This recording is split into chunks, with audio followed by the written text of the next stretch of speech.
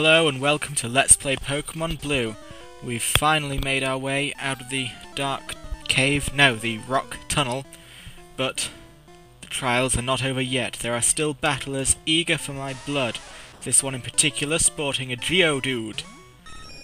Of course, a Pidgeotto.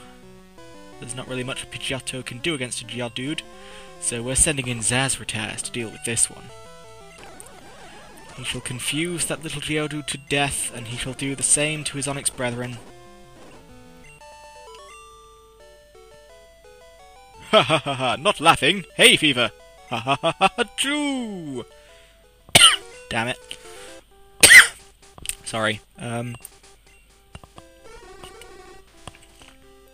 was trying to switch Zazrataz there, but because of that damned flash, my muscle memory failed me, and I ended up going all over the place.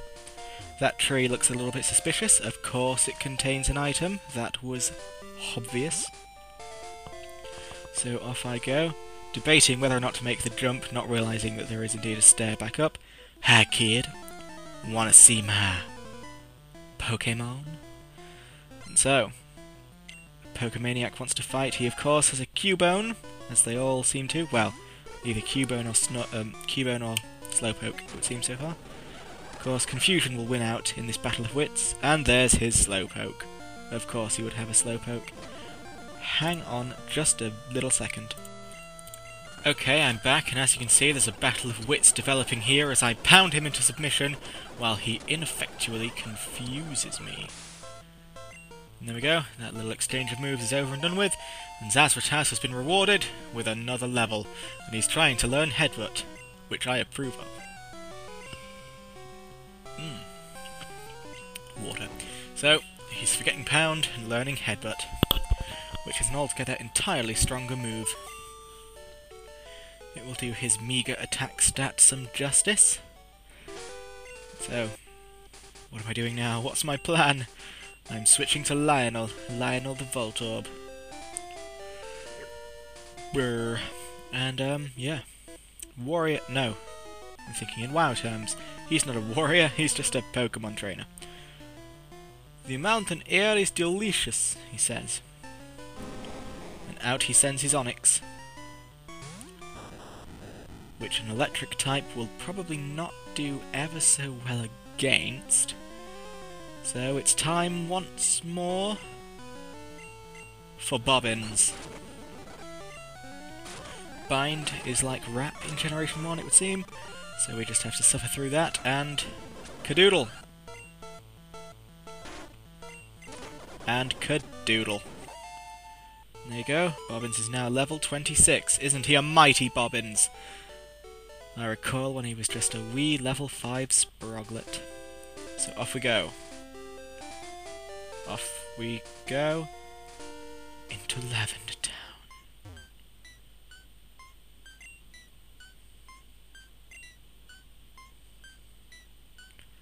Doesn't that music just haunt your very soul? Ghosts appeared in Pokémon Tower. I think they're the spirits of the Pokémon that the rockets killed. How very grim. This game has suddenly taken a very dark turn. Do you believe in ghosts? Really? So there are believers. May the souls of Pokemon rest easy. Pokémon Tower. Lavender Town, the noble purple town. This town is known as the grave site of Pokemon. Memorial services are held in Pokemon Tower. Lavender Volunteer Pokemon House. And I forgot, I've already spoken to this gentleman, but the things he has to say are no less grim the second time around. I saw Cubone's mother die trying to escape from Team Rocket. Cubones wear skulls, right? People will pay a lot for one. Team Rocket will do anything for the sake of gold. Gold! And yes, there's a very grim air over this town. There are Rumours, urban legends that are of course not true, that the music in Lavender Town was slightly changed for the European and American release from the Japanese release. Actually, that part is true, the music was slightly changed, but the reasoning is not true. The reason, allegedly, according to the rumour, is that the old Lavender Town music, which was very much like this one, but with some slightly higher pitched sounds mixed in, would cause children to commit suicide. That's not the case. In fact, it just gave them headaches, which is enough reason to change the music. But there you go. Lavender Town is creepy enough that it gets super special creepy rumours of creepness. Guapa!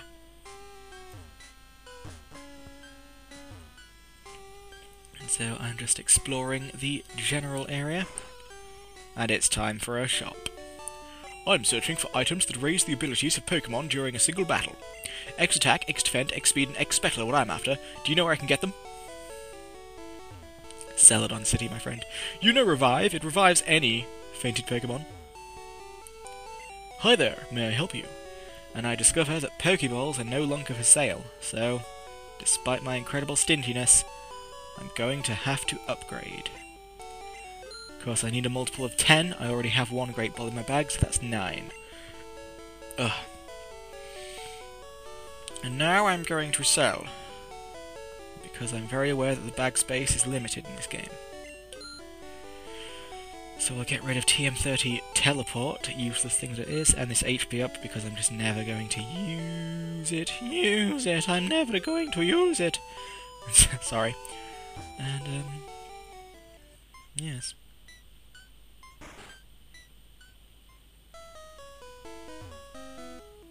Hello, hello, I am the official name rater. Want me to rate the nicknames of your Pokémon? No, you don't have to do that. I know that they're excellent. So off we go to this house. I hate those horrible rockets. That poor Cubone's mother. It was killed trying to escape from Team Rocket. Caragoo! Indeed, Team Rocket's been doing some murdering, it would seem. And here I thought Pokémon was such a happy, shiny place. Now for another famous bit of eerie music, the Pokémon Tower music. I came to pray for my Clefairy. Sniff, I can't stop crying. Did you come to pay respects? Bless you. My Growlithe, why, oh, why did you die? Is it because I put you in the microwave to dry you off after your bath? Anyway, Pokémon Tower was erected in the memory of the Pokémon that have died. So, it's laying it on quite thick. There is a general sort of death theme in this place. So I know I don't have the Sylph scope yet, but I'm not sure if we're supposed to come in here after the Sylph scope, or if we just need that to get to the top floor. Either way, it's time for Gary. What brings you here? Your Pokémon don't look dead. I can at least make them faint. Let's go, pal! So yes, another sort of internet rumour is that his Raticate has died following the SS Anne battle because he no longer has it in I must calm down. He no longer has it in his party, and he is in a Pokemon graveyard, and he seems confused that you're here, given that none of your Pokemon are dead. This implies that one of his Pokemon is dead, which is why he's here, but of course there's no solid evidence.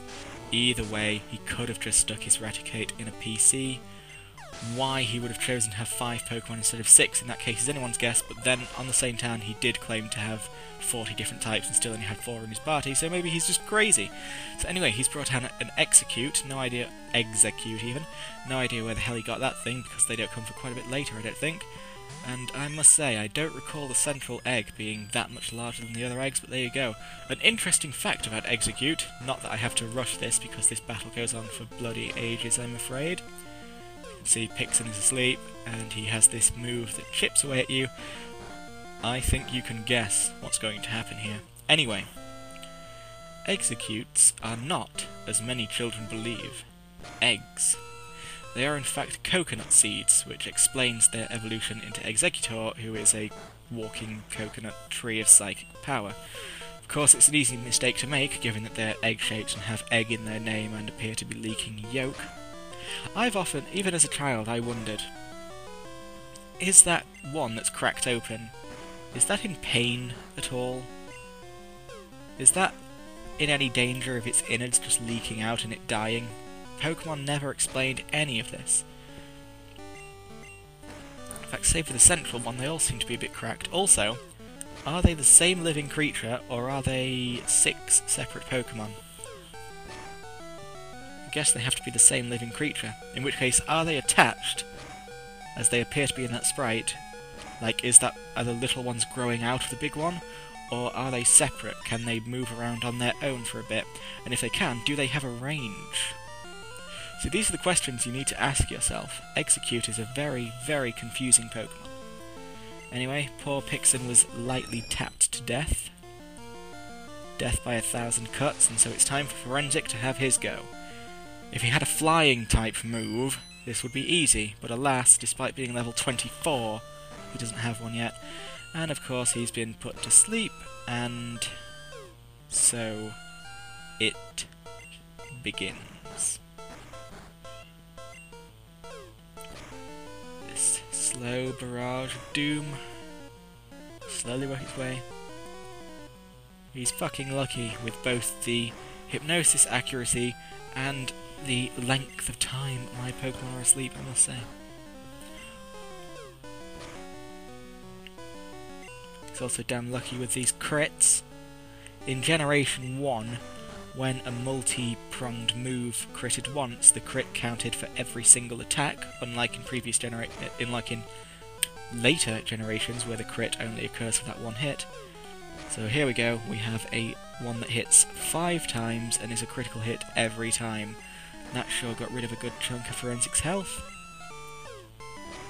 Here he goes, continuing on with his barrage of doom, such doom, oh the doom, Charles in charge. Anyway, so he's finally woke up, just like poor Pixin woke up just in time to see his doom. So at this point I'm legitimately worried as to whether or not this Execute is going to hypnotise / cherry tap all of my Pokemon to death. Who am I going to send in? Besides Zazrataz is the best option, because I believe Execute is Grass Psychic, or maybe that's only Executor. But I just figured that since I have nothing in my team that's strong against Grass or strong against Psychic, so I'll just go to something that may have a resistance. Of course, Barrage, it's either a Grass move or a normal move, I can't tell. It's got to be a normal move, because otherwise Pidgeotto would have been resistant to it, so just hammering me. He is hammering me with normal moves, but then so my Headbutt's quite strong, and it made him flinch a couple of times. Hurrah. Now he's sending out his Gyarados, or Gyarados, however it's pronounced. He went in for a Leer, which wouldn't be my first choice, but then my confusion does nothing to a creature of such immense power, and it's pretty much all over. Now Dragon Rage, that is a spectacularly powerful attack for him to have at this level. That does a set amount of damage, 40 damage each time, which means it'll be able to kill anything on my team in 2 hits, which is quite impressive. Of course I have an electric type, so it's all over for him, but it was still an impressive display of power nonetheless. And I have grown, Lionel has grown to level 24. Good for him. Of course, now we have our Kadabra, who, due to the way Gen 1 works, will take this Thunderbolt like a tank, because special counts for both attack and defense. Of course, all he did was teleport, which is a bit useless, and so now he's down. I don't think that Kadabra has ever put a dent in me in every fight we've been in. By put a dent, I mean I don't think he's ever actually hit me. So, the Charmeleon is here, critical hit, paralysed, fully paralysed. So after that Execute drama, X-Egg-Cute, however it's pronounced, drama, that all went rather smoothly, and Lionel has been rewarded with another level. What? You stinker? I took it easy on you too! How's your Pokedex coming, pal? I just caught a Cubone. I can't find the grown-up Marowak yet. I doubt there are any left. Well, I better get going. I've got a lot to accomplish, pal. Smell you later. He's really ladling on the pals lately, isn't he? I think he used it before the battle a couple of times as well. So anyway, I don't know if he caught the Cubone here, because I'm pretty sure the only thing you can catch in this tower is Ghastly. Of course, I won't be able to catch a Ghastly yet. They will only be ghosts until I get my Sylph Scope, but I'm still going to clear the area of trainers while I can. Even we could not identify the wayward ghosts. A Sylph Scope might be able to unmask them. Begone, evil spirit. So here it comes. I'm battling all these channelers who, if they're not evil, the spiel is that they've all been possessed by ghosts. Sorry about that. It's very unprofessional to scratch my ear while wearing a microphone. But anyway, so yes, they all have Ghastlies, every last one of them, and between Pixen, Forensic, and the limited capabilities of Bobbins, there's very little I can actually do to these ghosts with quite a lot of my party, which means that Zazrataz, Nancy, and Lionel are going to get rather over-leveled, I suspect. And Pixen is running the risk of becoming the new Melvin.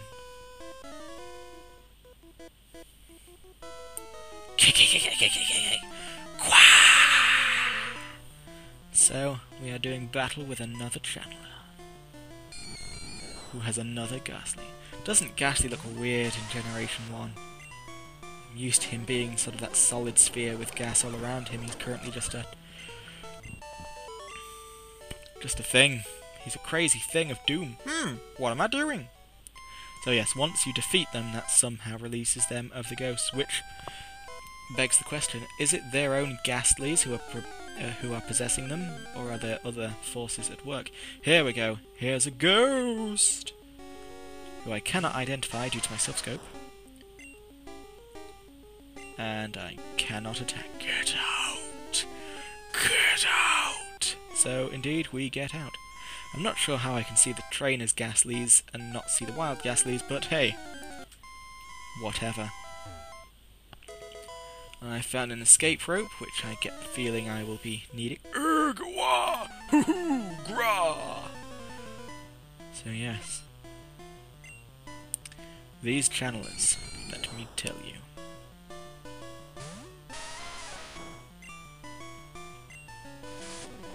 You can sort of see the way these battles are going to go, although Nancy is doomed. So now, it's time to showcase another crazy, mad aspect of Generation 1. Ghost versus Psychic. Now, we were all led to believe by the cartoon, which we all watched and which we all drew our Pokémon knowledge from. We were led to believe, in that little Sabrina story arc, where she was all evil and turned her parents into dolls, etc., we were led to believe that ghosts are powerful against psychic types and are just the ticket for killing them. In fact, due to a bug, ghost moves, with the exception of Nightshade, have absolutely no effect on psychic types, and due to Ghastly Haunter Gengar's secondary typing of Poison, Psychic is in fact super effective against them. This came as a shock to me as a child, because I was indeed following that episode's message by heart, and was pinning all of my hopes on defeating Sabrina on a Haunter that I had lovingly raised. It did not go well. Be cursed with me! Qua! So, you get the gist of these battles. I'm going to let a wee bit of music play for just a bit, because there's very little I can say anymore. See you in a second.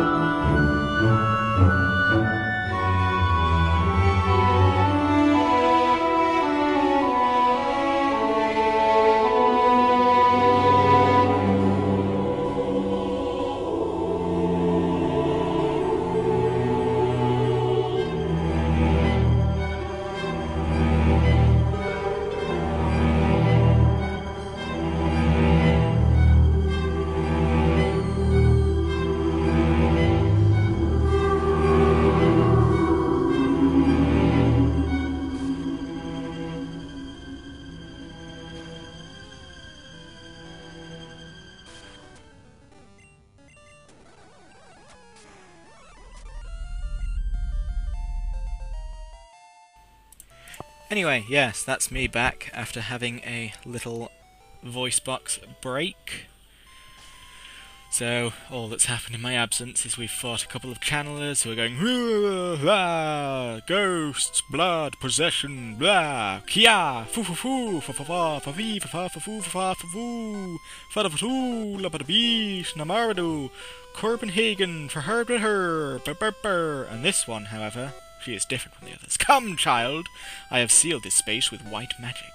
You can rest here. And so I step into the purified, protected zone, and my Pokémon are fully healed, and I wonder, why can the Poké Center not be this bloody quick? But we're attacked by someone who screams, zombies! And she is playing entirely the wrong game. There are no zombies in Pokémon. There will never be zombies in Pokémon. Unless Generation 6 gets really bad.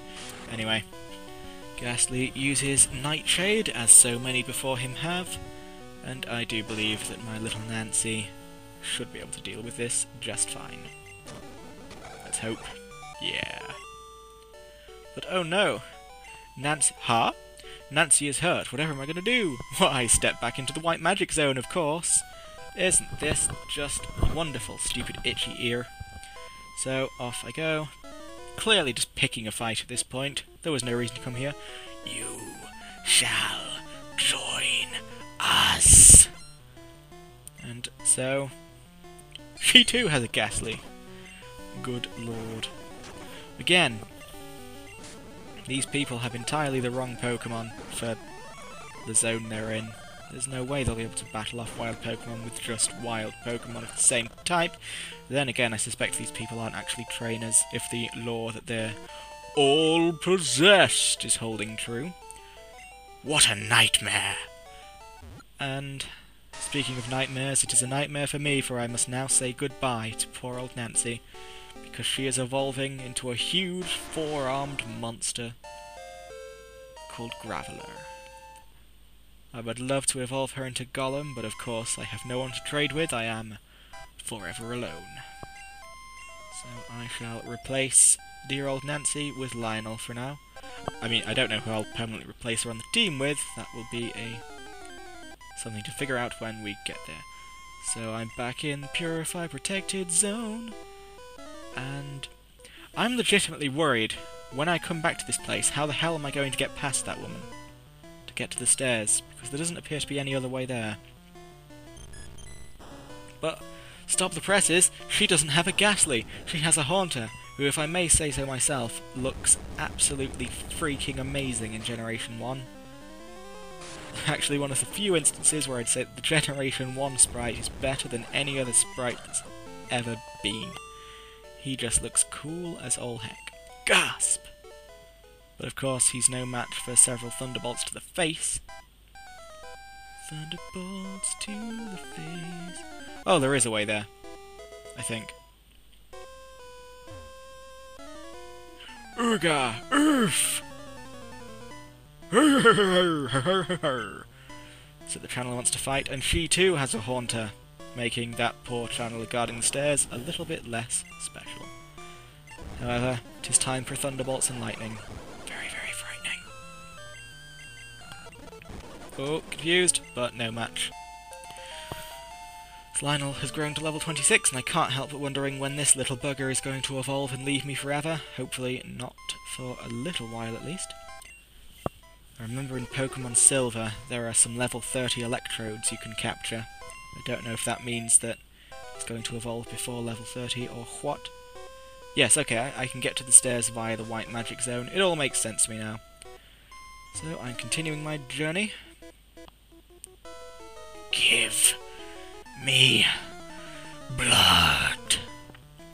I have the least scary voice ever, and the channeler wants to fight. And she has Ghastlies. I'm tempted just to put another piece of music on quickly, because what can I say? The Ghastly uses Confusion Ray, I use Confusion without a ray, she brings out another Ghastly, but I'm confused, but I can still confuse him, and he's confused, and everyone's confused, but I stopped being confused, so then they confuse me again, and now I'm confused, and I'm hurting myself in my confusion, but I use Confusion, which causes them to be confused, and they die. Groan. How is that for commentary? I should commentate horse races, let me tell you. Oh. Ah. K.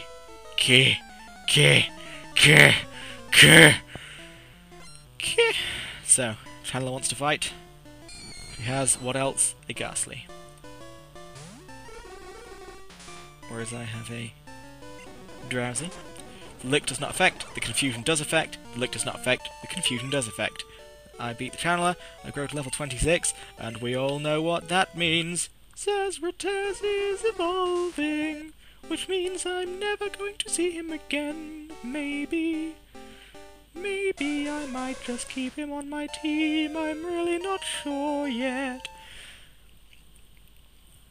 Ow. So he has evolved into Hypno.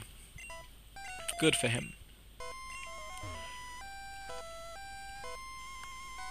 I'm not sure whether I'll get rid of him yet. I'm sort of running out of replacements in the actual PC. Of course, I will have to pick a team and stick with it at some point. This is just a way to fill the Pokédex quicker and gain more experience with other Pokémon, because I suspect that we young'uns, ourselves as young children, are probably guilty of just sticking with the first 6 Pokémon we found. I know I did that quite a bit.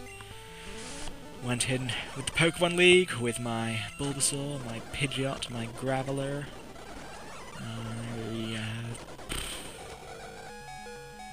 first fire type I came across, first water type I came across, that sort of thing. Something fell out! And I found a rare candy. Nommy nommy nom nom. Ghosts. Be gone.